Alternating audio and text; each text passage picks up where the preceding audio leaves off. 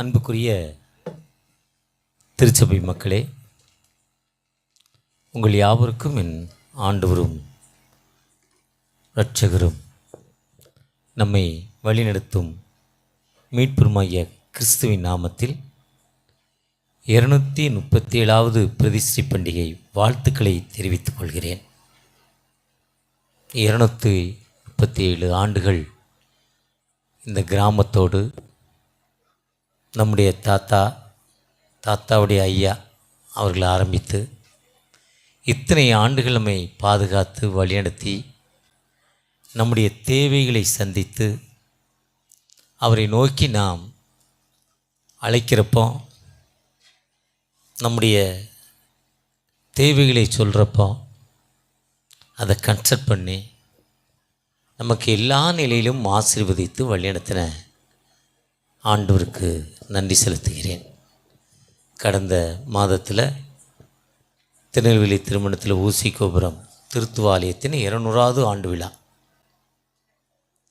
பல மிஷனரிகள், ராணி செய்வாள், கால்டுவெல், பல மிஷனரிகள் அர்ப்பணிப்போடு பணி செய்து தங்களுடைய உற்றார் உறவினர்களை இழந்து, தன்னுடைய நண்பர்கள் எல்லாவற்றையும் இழந்து, நாகரிகம் இல்லாமல், கல்வி இல்லாமல் பின்தங்கின இருந்த நமக்கு தங்களுடைய வாழ்வை அர்ப்பணித்து நம்மை உயர்த்துவதற்காக எத்தனையோ மிஷனரிகள் அர்ப்பணித்தாங்க. நாசிரியத்தில் வரப்போ மெர்காசிஸ் காலேஜ் பார்த்தேன். சாதாரணமாக 21 வயது வாலிபன், எம்பிபிஎஸ் ஸ்டூடெண்ட்டு, எம்பிபிஎஸ் முடித்து அவள் ஹவுஸ் சர்ஜரி முடித்தாதான் டாக்டரு. ஹவுஸ் சர்ஜரி முடிக்காமல் அவர் சும்மா விசிட் பண்ண வந்தவர். அந்த காலங்களில் காலரா வியாதி. தன் வாழ்க்கையை அர்ப்பணித்து நாசிரியத்துங்கிற ஒரு அந்த திருநகரை உருவாக்கி, ஒரு பெரிய ஆலயத்தை உருவாக்கி அந்த மக்களுக்காக தன் வாழ்வை அர்ப்பணித்தார். ராணி செய்வாள் அதே தான் செய்திருக்காங்க. 237 ஆண்டுகள் என்பது ஒரு சாதாரண காரியம் இல்லை. அந்த ஆண்டவர் நம்மோடு கடந்து வந்திருக்கிறார். என் அன்புக்குரிய தூய யோவான் ஸ்நானகன் ஆலய திருச்சபை மக்களே, அன்புக்குரிய சகோதர சகோதரிகளே, திருச்சபையின் மூத்த மக்கள் ஒவ்வொருவருக்கும் என் இனிய 237வது தோத்திர பண்டிகையுடைய வாழ்த்துக்களையும் நன்றியையும் தெரிவித்துக் கொள்கிறேன். இந்த நாளில் கூட எரேமியா 32:27 சொல்கிறார், இதோ நான் மாம்சமான யாவருக்கும் தேவனாய கர்த்தர், என்னால் செய்யக்கூடாத ஒரு அதிசயமான காரியம் உண்டோ? I am the lord the god of all flesh. என்னால் செய்யக்கூடாத ஒரு அதிசயமான காரியம் உண்டோ?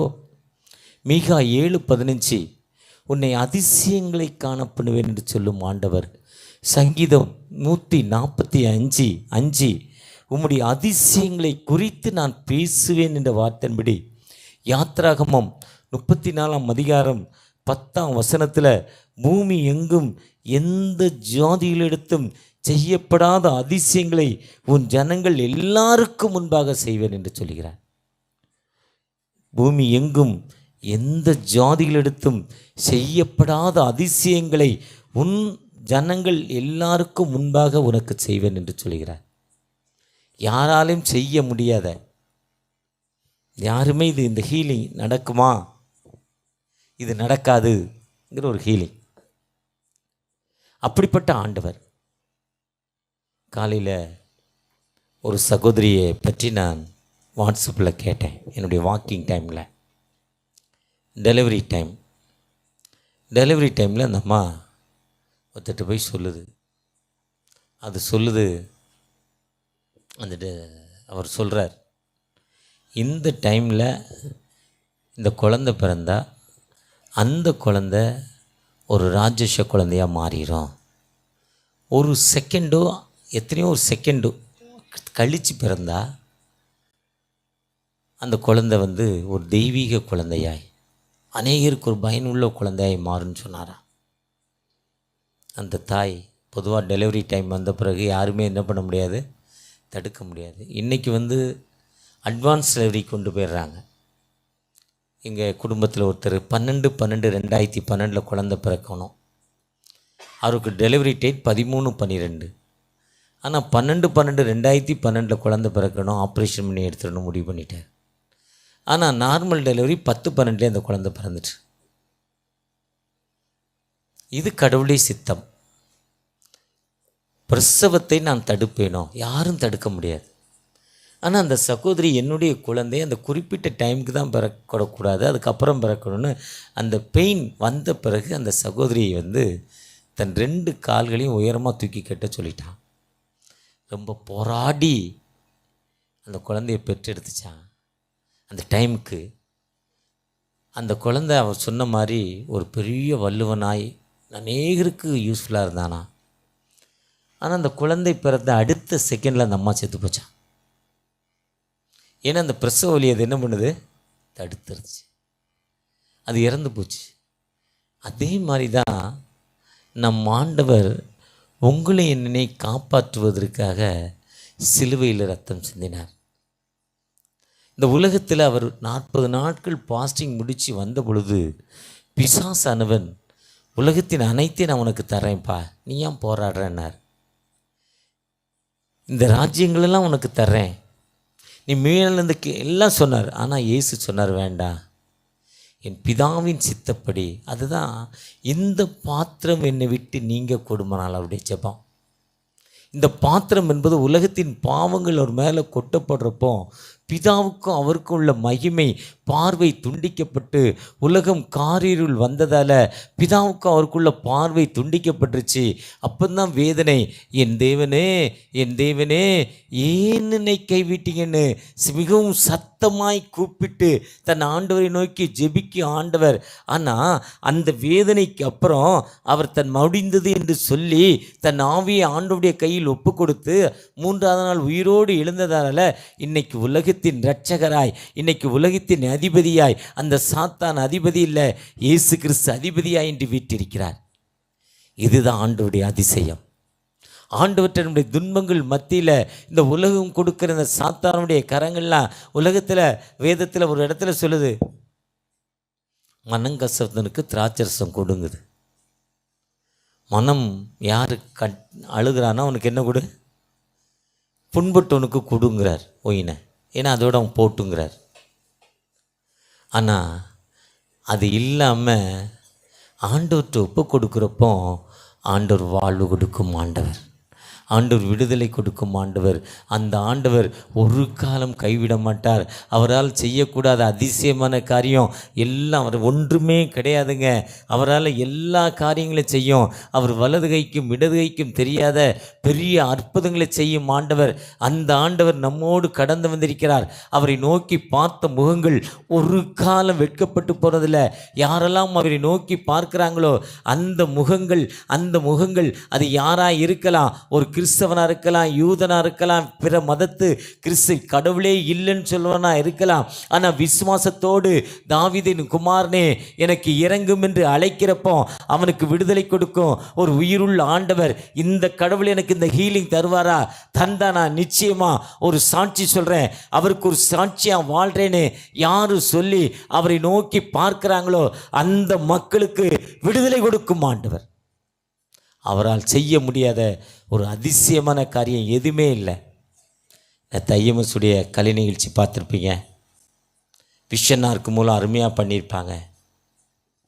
அந்த ஐஎம்எஸுடைய பணித்தளத்தில், எஃப்எம்பியோட பணித்தளத்தில், விஸ்வானியோட பணித்தளத்தில், என்எம்எஸுடைய பணித்தளத்தில் ஒரு கிராமத்தில் இன்னொரு மதத்தை சேர்ந்தவர் இந்த மிஷினரிகளை உள்ளே விட மாட்டார், அடிப்பார், மரத்தில் கட்டி வச்சிருவார். மிஷினரியை பார்த்த உடனே பேசவே முடியாது.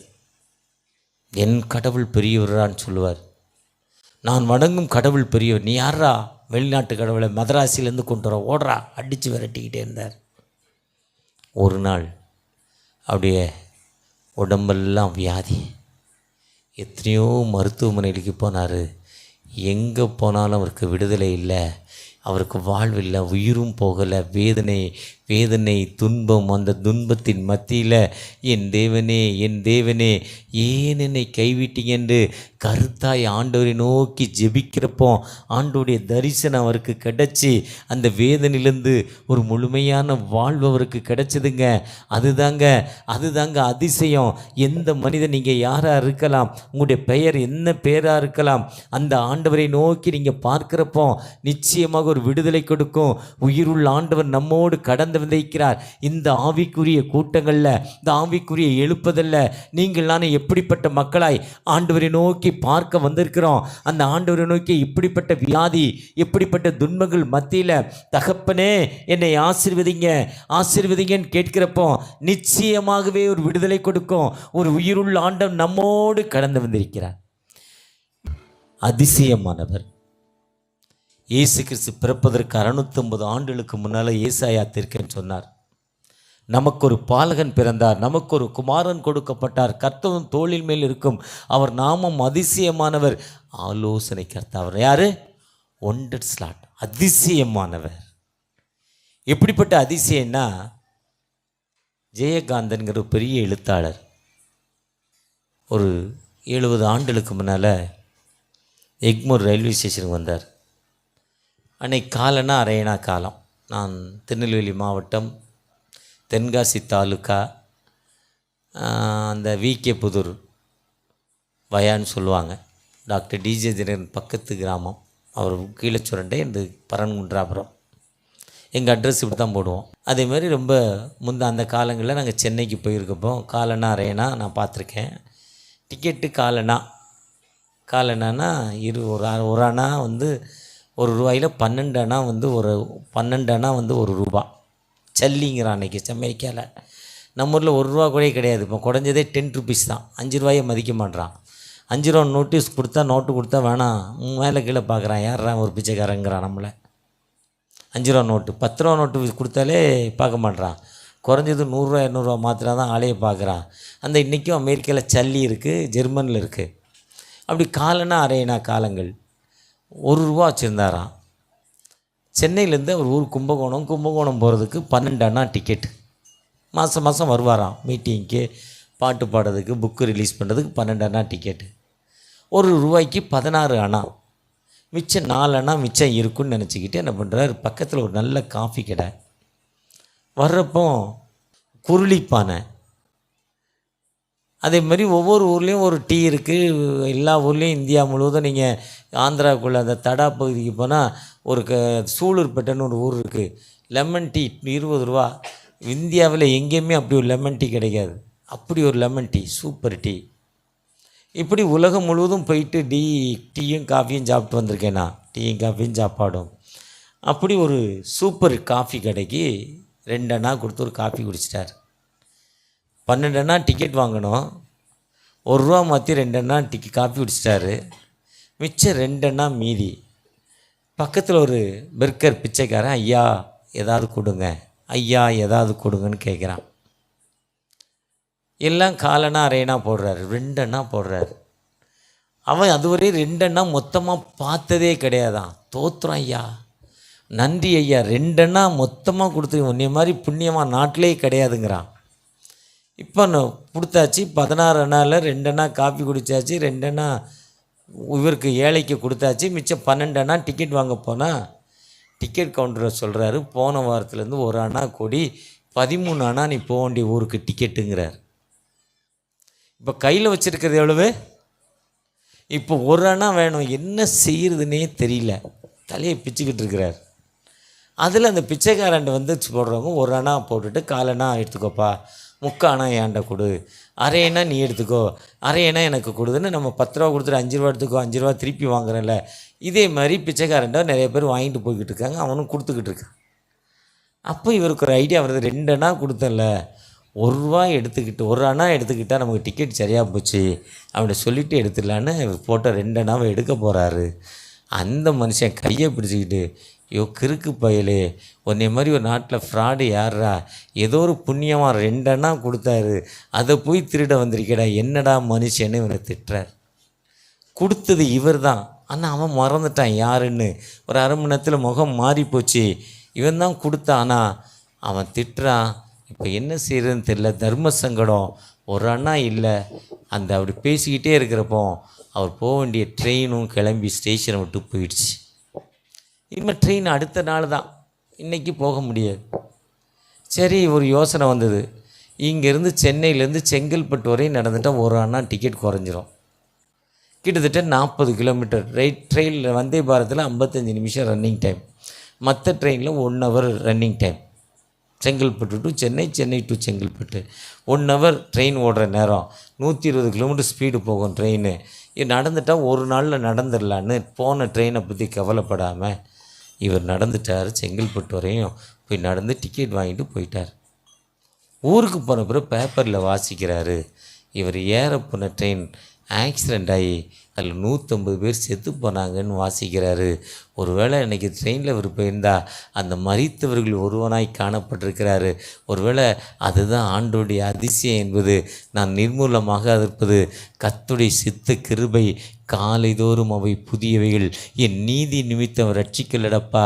அவருடைய இரக்கத்தின்படியும் மறு ஜென்ம சுவாசத்தின்படியும் புதிதாக்கப்பட்ட பரிசுத்தாவின் வல்லமையினால் நான் திருச்சபையில் பெரிய ஆள், நான் திருச்சபையில் இவ்வளோ போஸ்டிங்கு, திருச்சபையில் நான் ஐயரு, நான் பேராயரு. இதுக்காக ஆண்டவர் நம்மளை பாதுகாக்கலைங்க ஐயா. அவர் என் மேலே கொண்ட இரக்கங்க, அவர் என் மேலே கொண்ட கிருபை தகப்பனே. என கர்த்தர் இரக்கமும் மன உருக்கமும் நீடிய சாந்தம் உள்ளவர் என்று யாத்ரா 34ஆம் அதிகாரத்தில் மோசேட்ட சொல்ல, நான் இரக்கமும் மன உருக்கமும் நீடிய சாந்தம் உள்ளவர் என்று சொல்கிறார். யாக்கோபுல சொல்கிறாரு கர்த்தர் இரக்கம் உள்ளவர் என்று சொல்கிறார். சங்கீதம் 145:8 சொல்கிறார் கர்த்தர் இரக்கம், கிரேசஸ் லார்ட், மெர்சிஃபுல் லார்டுங்கிறாரு. அந்த ஆண்டவர் இரக்கத்தின் ஆண்டவர். அவர் நம் பாவத்தை எண்ணா நான் இந்த உலகத்தில் வாழவே முடியாது, என்னுடைய அக்கிரமத்தை எண்ணா வாழவே முடியாது. நாம் நினச்சிக்கிறோம் நான் செய்கிற தர்மத்து நிமித்தம் நான் வாழ்கிறேன்னு நினைக்கிறோம். அது இல்லைங்க. அவர் இரக்கமுள்ள ஆண்டவருங்க, அவர் நீதி உள்ள ஆண்டவருங்க.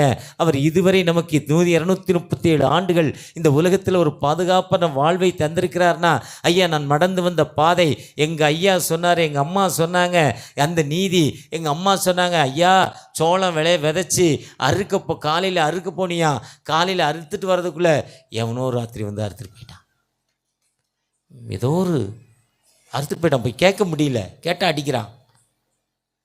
ஆனால் அந்த நிலைமை மாற்றப்பட்டு இன்றைக்கி ஒரு சுதந்திரமான வாழ்வை, ஒரு கல்வி அறிவை தந்து, எஜுகேஷன் தந்து, டீச்சராக, அதிகாரியாக ஆண்டவர் என்னை உயர்த்திருக்கிறார்னா, அந்த ஆண்டவருக்கு நான் எப்படிங்க நன்றி செலுத்துகிறோம்? ஒருவேளை அந்த நன்றி, அந்த ஆண்டவருக்கு நாம் எப்படிப்பட்ட ஒரு நன்றி செலுத்துகிற பிள்ளைகளாய் வந்திருக்கிறோம்? ஒருவேளை நான் என்னுடைய 66 வயதில் எத்தனையோ விபத்துக்கள், எத்தனையோ நாச மோசங்கள், ஆனால் அதிலிருந்து ஆண்டவனுக்கு விடுதலை கொடுத்துருக்கிறாருங்க. எவ்வளோ விபத்து! ஒரு நாளில் ராஜபாளையத்திலேருந்து சங்கரங்கோயில் என் வேனை ஓட்டிக்கிட்டு போய்கிட்டு இருக்கேன். டிரைவர் புதுசாக கல்யாணம் பண்ணவரே இறக்கி விட்டேன் மதுரையில். கூட வர பையன், எனக்கு எஸ்கார்டு கூட வர பையனும் புதுசாக கல்யாணம் ஆனவர். தூக்கம் வந்துட்டு எனக்கு, தூக்கத்தில் ஒரு பள்ளத்தில் விட போகிறேன். சும்மா ஒரு அடி கூட இல்லை, பிரேக் போட்டு நிப்பாட்டுறேன். ஒரு அடி அப்படி போயிருந்தால் பெரிய பள்ளத்தில் விழுந்து 2 பேருமே அவுட் ஆகிருப்போம். நிறைய பணம் வேறு வண்டிக்குள்ளே இருந்துச்சு, காலியாக இருக்கும். ஆனால் ஆண்டவர் செய்த அற்புதங்களை பார்க்குறப்போ அவர் எவ்வளோ, அதுதான் சொல்கிறார், என்னால் செய்யக்கூடாத ஒரு அதிசயமான காரியம் உண்டோ? கேள்வி கேட்குறாங்க. உங்கள் வாழ்க்கையில் நீங்கள் பார்க்குறப்போ ஆண்டவர் எத்தனை அதிசயங்களை நமக்கு செய்திருக்கிறாருங்க, எவ்வளோ விடுதலை தந்திருக்கிறாங்க. இந்த தோத்திர பண்டிகையில் ஆண்டவருக்கு நம்ம எப்படிப்பட்ட நன்றியுள்ள மக்களாய், எப்படிப்பட்ட அற்புதத்தை நம்ம நன்றியுள்ள மக்களாய் சொல்ல வந்திருக்கிறோம். இந்த தேவன் ஒரு அதிசயமானவர். அதுதான் அவர் பிறப்பதற்கு 250 ஆண்டுகளுக்கு முன்னால் ஏசாயா தீர்க்கன்னு சொல்கிறான். அவர் அதிசயமானவர், ஆலோசனை கர்த்தா, வல்லமையுள்ள தேவன், நித்திய பிதா. அதுதான் எரேமியா தீர்க்கன்னு சொல்கிறப்போ, மாம்சமான யாவருக்கும் தேவனாய கர்த்தர் என்னாலே செய்யக்கூடாத ஒரு அதிசயமான காரியம் உண்டோ என்று எரேமியா தீர்க்கன் மூலம் ஆண்டவர் சொல்கிறார். மீகா தீர்க்கன் மூலம் சொல்கிறப்போ இது உன்னை அதிசயங்களை காணப்படுவேன் என்று சொல்கிறார். சங்கீதம் 145:8 இரக்கமும் மன உருக்கமும் நீடிய சாந்தம் கிருபை உள்ளவர் சொன்ன ஆண்டவர் அந்த 145:5 உம்முடைய அதிசயங்களை குறித்து நான் பேசுவேன்ப்பா. நீ சாதாரண மனிதன் அல்ல, அதிசயமான கர்த்தரப்பா என்று சொல்கிறாரு. அதுதான் யாத்திராகம் 34ஆம் அதிகாரத்தில் மோசே மூலம் மோசே ஐயா மூலம் நமக்கு கொடுக்கப்படுகிற வார்த்தை, பூமி எங்கும் எந்த மனிதனாலும் செய்யக்கூடாத அதிசயங்களை நான் உனக்கு செய்வேங்கிறார். அந்த அதிசயமான ஆண்டவற்றை நீங்கள் நானும் எப்படிப்பட்ட மக்களாய் வந்திருக்கிறோம்? எபிரேயர் 12ஆம் அதிகாரம் 3ஆம் வசனம், நீங்கள் இளைப்புள்ளவர்களாகி உங்கள் ஆத்துமாக்களில் சோர்ந்து போகாதபடி. நீங்கள் இளைப்புள்ளவர்களாய் இருக்க வேண்டாம், உங்கள் ஆத்துமாக்களில் சோர்ந்து போக வேண்டாம். நிச்சயமாக கடவுள் எனக்கு தருவார். நேற்று ஒரு சகோதரி, இன்னைக்கு ஒரு சகோதரிக்கு அவங்க கல்யாணத்துக்கு அழைச்சிருந்தாங்க, பார்க்க போனேன். 2 பெண் பிள்ளைகள், திருமணம் ஆகிட்டு அழைச்சாங்க, போக முடியல நேல. இன்றைக்கி ஜெபம் பண்ண போனால் 3வது பையனை 12 வருடங்கள் கழித்து 3வது பையனை ஆண்டவர் கொடுத்தாராம். ஆத்துமாக்களின் சோர்வு உள்ள ஆக வேண்டாம், சோர்ந்து போகாதபடி, கர்த்தரை விட்டு வலுவாத. எனக்கு திருமணம் ஆயிடுச்சு, 15 வருஷம் ஆயிடுச்சு, எனக்கு குழந்தை கிடைக்குமான்னா 99 வயதான ஆபிரகாம், சாராள், வழிபாடுகள் நின்று போன ஒரு சாராள் கடவுளுடைய சன்னிதானத்தில் சொல்கிறார், உனக்கு ஏற்ற உற்பத்தி காலத்தில் உனக்கு ஒரு குழந்தைய தருவேங்கிறார். அந்த அம்மா சிரிக்குது, எள்ளி நகைக்குது. இல்லை நான் தருவேன். தந்தார் அந்த ஆண்டவர். சொன்னது தாங்க. நான் உன்னை சீமான் ஆக்குவேன்னு தாங்க. உன் பிள்ளையை நான் உயர்ந்த அடைக்கலத்துக்கு அழைச்சிட்டு போனதாங்க. அதில் எந்தவித மாற்று கருத்து இல்லை. ஏன்னா அவர் சொன்ன வாக்கை ஒரு காலம் தடைப்பட்டதில்லை. உன்னை அதிசயங்களை காணப்படுவேன் என்று 237வது இந்த தோத்திர தூய யோவான் ஸ்நானகன் ஆலயத்திலிருந்து ஆண்டவர் உனக்கு அதிசயத்தை காணச்சுவேனுங்கிறாரு. எப்படிப்பட்ட அதிசயம் அது உங்களுக்கு மட்டும்தான் தெரியும்.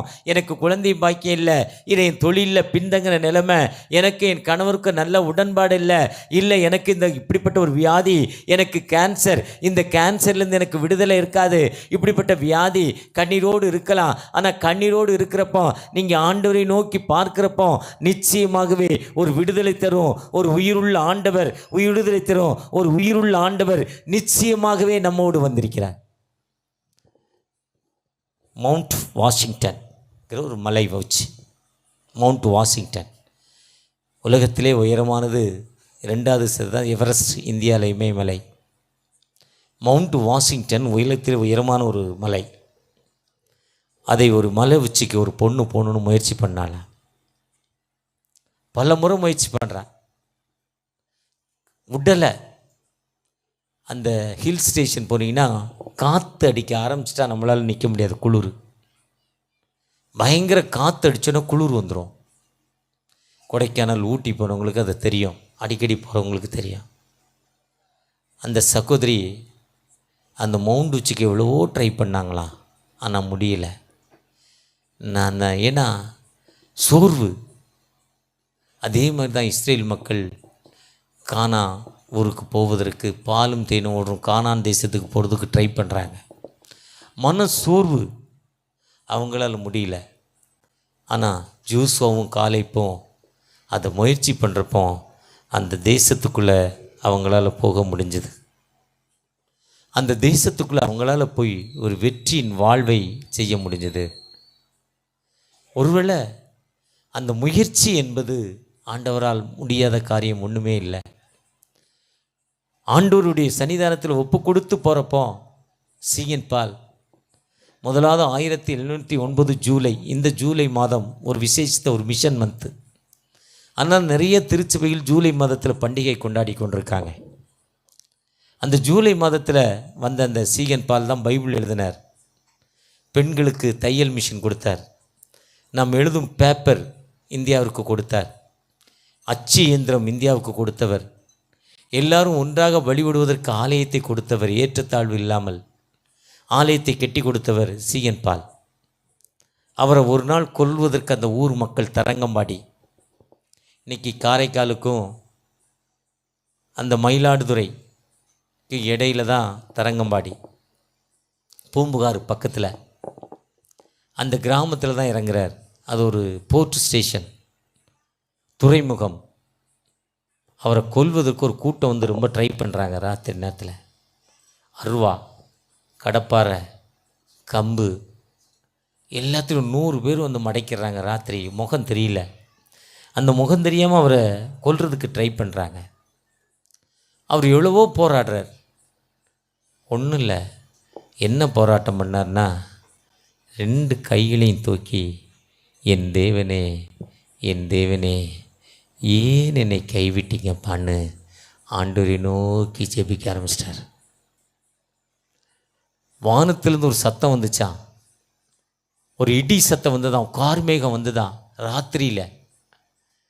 அப்படியே அத்தனை பேரும் கீழே விழுந்துட்டாங்களாம் கண்ணு தெரியாமல். இவர் போக வேண்டிய இடத்துக்கு போயிட்டார். காலையில் அத்தனை பேரும் அவரை பார்க்க வீட்டுக்கு வந்து ஞானஸ்தானம் கேட்டாங்களாம். நீ தேவனுடைய மனிதனப்பா, நீ தேவனுடைய மனிதன், உம்மால் முடியாத காரியம் ஒன்றுமே இல்லைப்பா, எங்களை ப்ளஸ் பண்ணுங்க, எங்களை ஆசீர்வதிங்கன்னு சொல்லி அத்தனை பேரும் ஆண்டவரை ஏற்றுக்கொண்டாங்களாம். அந்த உயிருள்ள ஆண்டவர் நம்மோடு கொனக்கு வந்திருக்கிறார்.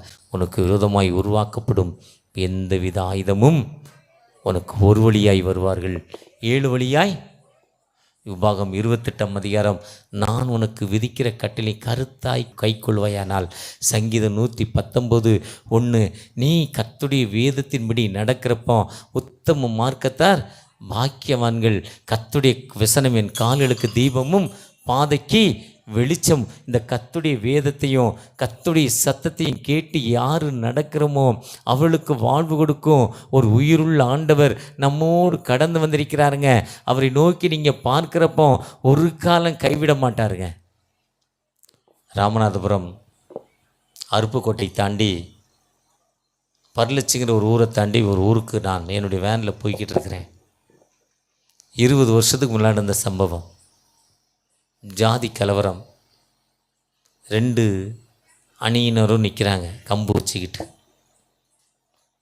அந்த ஊரில் பந்து, அந்த கிராமத்தில் பந்து. எங்களுக்கு தெரியாது, நாங்கள் போயிட்டோம். 2 அணியும் என்னுடைய ஜீப்பு, நான் ஒரு ஜீப்பில் போய்கிட்டு இருக்கேன். நான் என்னோடு இப்போ 4-5 பேர் வந்திருக்காங்க. அன்றைக்கி 4 பேர் என் கூட இருக்காங்க. வீட்டு உள்ளே இருக்கிறோம். அடித்து வண்டியை உடைச்சி எங்கள் மண்டையை உடைக்க போகிறாங்க. அந்த நேரத்தில் ஒரு எஸ்ஐ வந்தார். எங்களை திட்டுறார். எங்களை திட்டுற மாதிரி திட்டி அப்படியே அவங்க பக்கத்தில் போய் வண்டியை திருப்பி போயிருங்கன்ட்டார். ரிட்டன் போயிடுங்க, திரும்புங்கிற எங்களை திட்டுறாரு. எங்களை மேலே கேஸ் போடுற மாதிரி ஒரு ஃபேக்ஷன் கொடுக்குறாரு.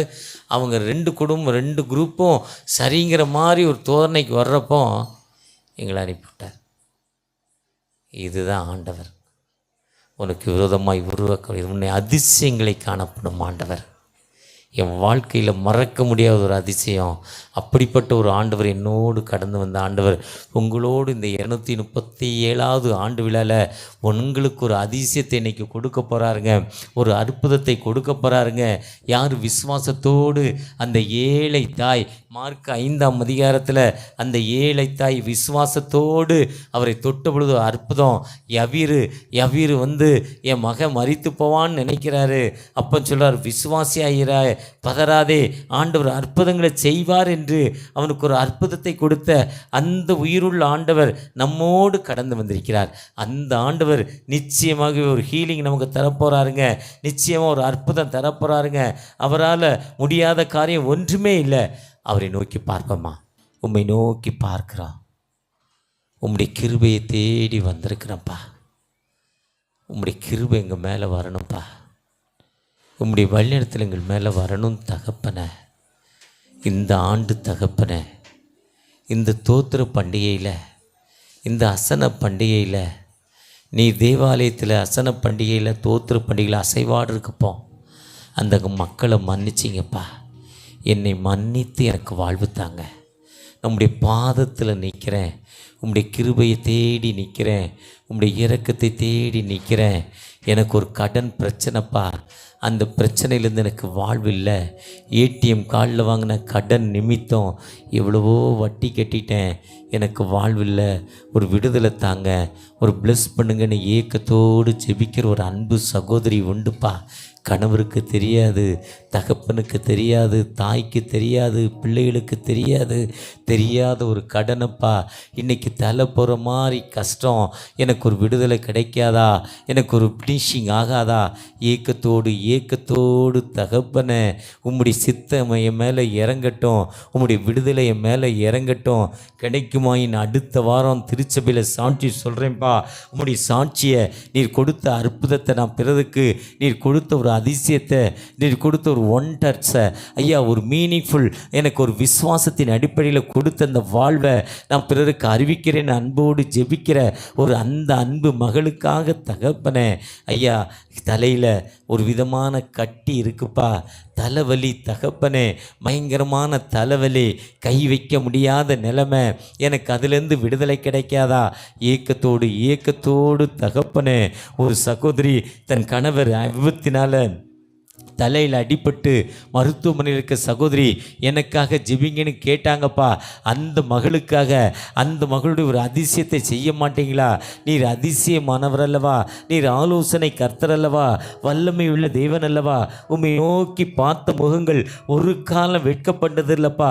உம்மை நோக்கி தகப்பனே, ஒரு விதமான ஸ்டோன் பிரச்சனையில் எனக்கு விடுதலை இல்லாத வாழ்வில் இருக்கிறேன், எனக்கு அந்த ஸ்டோன் பிரச்சனையிலேருந்து ஒரு விடுதலை தாங்க. வீட்டில் மனம் அமைதி இல்லாத நிலைமையில் தகப்பனே, மகளுக்கு போட்ட நகையை வாங்கி அடகு வச்சுட்டேன், இன்னைக்கு மக வாழ்விழந்த நிலைமையில் கவரிங் போட்டு அனுப்பியிருக்கேன். ஆனால் ஒரு அதிசயம், ஒரு அற்புதம் தகப்பனே, நீங்கள் ஒரு அதிசயத்தை தாங்க. என் மகளுடைய குடும்பத்தில் ஒரு விளக்கேற்றுங்கப்பா, என் மகளுக்கு ஒரு நல்ல வாழ்வு கொடுங்க, என் மகளுக்கு ஒரு அற்புதத்தை தாங்க, ஒரு அதிசயத்தை தாங்க. ஏக்கத்தோடு கண்ணீரோடு ஜெபிக்கிற அந்த அன்பு பிள்ளைகளுக்காக தகப்பனே, விசுவாசத்தோடு தகப்பனே, எனக்கு விடுதலை கிடைக்காதா? ஒரு ஆசீர்வாதம் கிடைக்காதா? என் கண்களில் புரை வளர்ந்துப்பா ஐயா, கண் பார்வை குறைந்த நிலைமையில் ஒரு கண்ணாடி வாங்க முடியாத நிலைமையில் இருக்கிறேன், எனக்கு ஒரு கண்ணாடி வாங்க உதவி செய்ய மாட்டீங்களா? ஏக்கத்தோடு ஜெபிக்கிற அந்த அன்பு தாயாருக்காக, வயதான காலத்தில் கண்கள் ஒளியிழந்த நிலைமையில் நீர் உலகிற்கு ஒளின்னு சொன்னீங்க, அந்த கண்கள் ஒளியிழந்த நிலைமையில் அந்த மகளுக்கு ஒரு விடுதலை, ஒரு அற்புதம் தகப்பனே, ஒரு அதிசயம், ஒரு அதிசயத்தை செய்கிற தகப்பன் அல்லவா.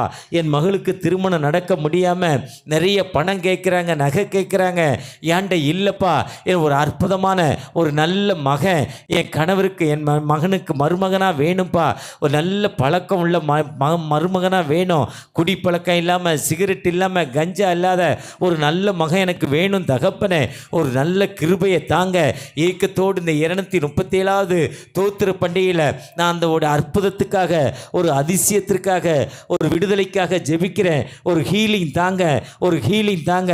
உம்மால முடியாத காரியம் ஒன்றா இல்லைப்பா, என்னால் செய்யக்கூடாத ஒரு அதிசயமான காரியம் உண்டோ என்று நாங்கள் மீகா 7:15 சொல்லியிருக்கீங்க. ஏசாயா 9:6 நான் ஒரு அதிசயமானவர்னு சொல்லியிருக்கீங்க. உண்மையாகவே you are a wonder star, you are a wonder ஸ்டார்டப்பா, நீர் அதிசயமானவர். உம்மை நோக்கி பார்த்த மக்களுக்கு ஜாதியை பார்க்கல, மதத்தை பார்க்கல, இனத்தை பார்க்கல, படிக்க பார்க்கல, யார் விசுவாசத்தோடு உம்முடைய பாதத்தில் உம்மை நோக்கி பார்க்கிறாங்களோ அந்த மக்களுக்கு விசுவாசத்தின் அடிப்படையில், விசுவாசியை நீ பதறாதே என்ற வார்த்தைப்படி விசுவாசத்தோடு உம்மை நோக்கி பார்க்கும் மக்களுக்கு ஒரு ஹீலிங், ஒரு அற்புதம் தகப்பனே. இந்த இரவில், இந்த 2026ஆம் ஆண்டு ஜூலை மாதம் 27ஆம் தேதி ஒரு ஹீலிங், ஒரு அற்புதம் தகப்பனே, ஒரு அதிசயத்தை தரப்போற தயவுக்காக கூட நன்றி.